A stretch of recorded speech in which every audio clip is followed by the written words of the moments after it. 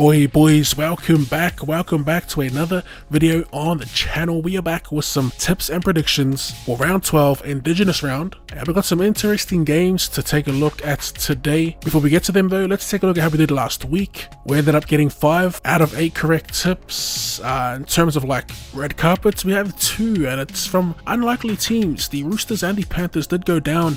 Panthers having one of their worst games we've seen in quite some time, making 11 errors in their match. A huge upset for the Warriors, and it could be a turning point in their season moving forward. The Sharks somewhat proving they are the real deal, collecting another big dog scalp. And how about Tom Hazelton going over for a try yet again? That dude is an absolute beast, as well as the little masterstroke of Dalagai coming off the pine. He's been super impactful. A couple other key notes to take: we tipped the Knights to win by a massive margin, but it ended up being way closer than expected, although we did tip Armstrong to have a blinder. Said he probably should have scored 3 tries last week, ended up scoring a hat-trick this week. I didn't really expound on why I think he'd eventually pop off, but always around the ball, his awareness on the field is actually kind of impressive for a young lad. But yeah, seeing him make the wrong decisions last week and his reaction to making those decisions in real time, you just knew that it will click for him, and it ended up taking a week for that to happen. As for the rest of the try scorers, we got Matt Burden and Harry Grant.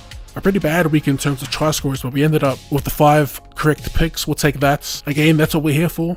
These try scores and margins are just a little more fun to predict. Anyway, let's go ahead and take a look at these matches coming up. And to open the round, we have the Canterbury-Bankstown Bulldogs yet again, this time hosting the St. George Illawarra Dragons. Now, there are plenty of names on the ins list for the Bulldogs, but the one that matters is Jamin Salmon, who does move into the starting 13.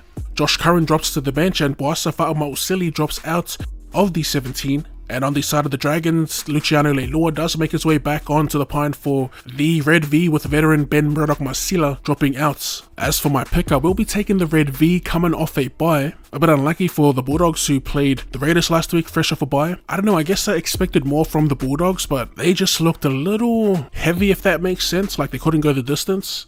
Not really confident in taking the Dragons either.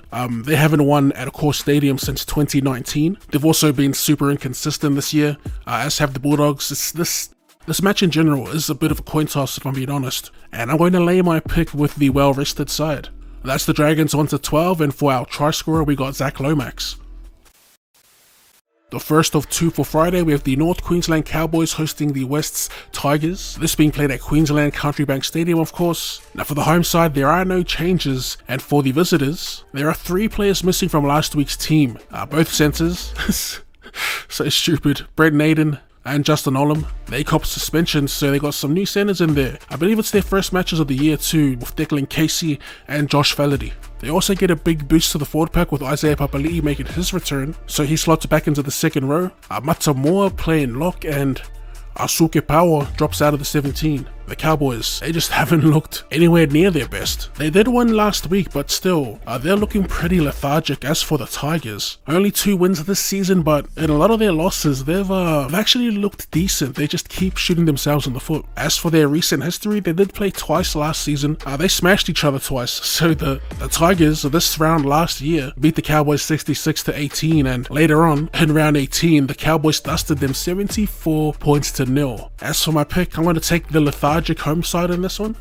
I've been waiting for them to kick into gear, and it's just not happening. With us now being a couple of weeks out from Origin, I'm going to take their Origin players to step up. I mean, half of their starting side, they got 6 players who could potentially play for both Queensland and New South Wales.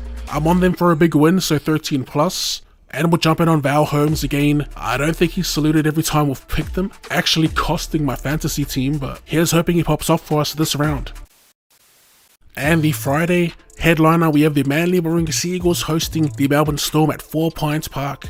So starting with Manly with an injury to Matt Lodge. Nathan Brown makes his return right in the nick of time to replace him on the bench. They also get Jason Saab back on the wing for Jackson Paulo. That's the only notable changes I see. For the Storm, there's potentially some massive movement in the halves, with Jerome Hughes set to make his return. Mr. Fix-It Tyron Wishart will be filling in for Munster at 5'8". Munster, by the way, is out for an extended period with that groin injury. As for my pick, I don't mind Manly at 4 Pints Park, but I do think the Storm get the job done here on the road, especially if they get Jerome Hughes back. I'm not going to completely write Manly off. I do think the Storm will win 1 to 12 points, only because they are pretty susceptible to being scored on out wide, and DCE no doubt will be cooking something up for his outside men, especially with Olakau'atu back with the game under his belt. For Manly, it's just a matter of going the distance, and we just haven't seen them put in that full 80 efforts. So yeah, give me the Storm 1 to 12 points, and for our try scorer, we're going to take the young gun Su'afa'alongo. And now we move on to Super Saturday. It'll be kicked off with the Raiders taking on the Roosters up at GIO Stadium. Starting with the Raiders here, there's one out for them. Veteran Josh Papali'i will be unavailable due to being suspended, so youngster Peter Holler takes his spot on the bench. Now with the Roosters, they welcome back Joey Manu from his medical suspension, so Junior Ponga drops out of the side. They'll also be without Connor Watson, who can't catch a break with injuries, this time a throat injury. So Brandon Smith starts at hooker with Sandon Smith jumping into the 14 jersey. Also, Nat Butcher has been dropped. I'm not sure if he's injured or not, but he's named in the reserves. And now Fahu White will be playing at lock. He'll be starting at lock with Radley in the back row. As for my pick in this match, I will be taking the Roosters. I got them 13+. I just think they have too much strike for the old Raiders, who have been battling along, collecting dubs on the way more than I expected. But yeah, without Connor Watson, it'll be interesting to see how their attack looks. I actually prefer him over Brandon Smith at hooker. With White starting at lock and Radley moved to an edge, it looks like they're going to be meeting Canberra in the middle. I mean, they have the pack to do it. It's such a well-balanced pack even with the bench. The live wire and Sandon Smith, who will be super dangerous around a fatigued Raiders pack, with Lenu and May, who do complement each other. Lenu just being that hard-nosed aggressor, and May being that workhorse that has a dynamic attack. It's, yeah, well-balanced. Looking at the Roosters' record at GIO Stadium, they've won 8, lost 15, which is pretty interesting. The last time they played there was in 2022, where they lost 16 to 22. I still think the Chooks can run up a decent score, so like I said, I've got them 13+, and for our try scorer, we are jumping on another Origin hopeful. You'd think he cracks it this year again, him being the current skipper and all, James Tedesco. And for the evening game, we have a blockbuster between the Sharks and the Panthers. For the home side, no changes, although we do see Braden Trindle listed in reserves. I guess we could see him back in the 6 sometime soon. And for the Panthers, they have Scotty Sorensen back. He jumps straight back into the starting side after coming off the bench last week. And Luke Garner drops out of the 17 altogether, with Liam Henry joining the bench. As for my pick in this game, the Sharks, the definition of red hot at the moment, currently on a 7-game win streak. They did get slapped with the soft draw narrative. That was until they beat Melbourne, albeit without the complete Big Four, and then Sydney last week. It took them, 7 wins on the trot to finally get some respect, out of me at least. That was their whole shtick these last couple seasons, not being able to beat these top 4 type teams. Coming up against Penrith, who was pretty shocking last week. I think the Sharks can get it done. We'll ride their little wave they're on at the moment. It's hard to take anyone scoring 13 or more against the Panthers, so we're going to take their 1 to 12 points. And I just think after their terrible performance last week, they'll be somewhat defensively sound this week. And for our try scorer, I haven't been tipping him online, but he's been saluting for me offline, as has Tommy Hazelton. So we're going to triple dip with Siosifa Dalakai coming off the pine.